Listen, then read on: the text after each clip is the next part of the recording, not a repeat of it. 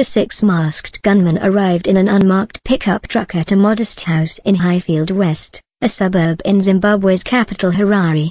It was just before 2 a.m., witnesses said, and the group had just one mission. They were searching for Happy Chidziva, leader of the opposition party's Movement for Democratic Change Youth Alliance. Jong Matanga, a tenant of the house, said the gunmen broke down the doors of other houses on the compound and beat several female tenants, holding a rifle to one of their heads. "I saw a man holding a gun and then he walked a few steps and I was beaten," said Matanga.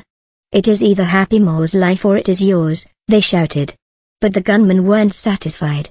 Matanga said they abducted him and another tenant and drove them into a remote part of Harare where they beat them for over an hour. He shows the deep bruises on his arm and buttocks. Although Matanga said he filed a police report, he doesn't believe that the gunman will ever be found.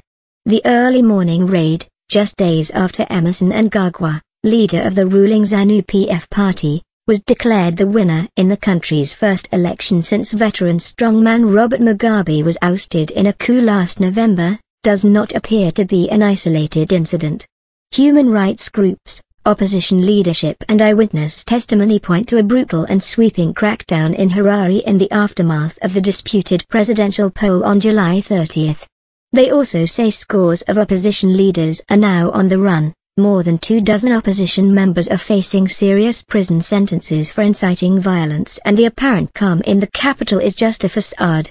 The gunmen sweeping through Harare still have not found Chidziva. CNN managed to interview him over Skype.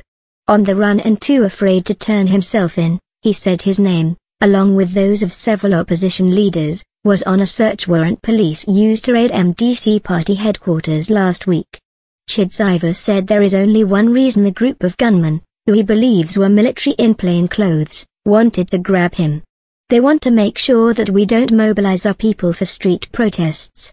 So they are targeting people like me because they know I will be instrumental in mobilizing people," he said.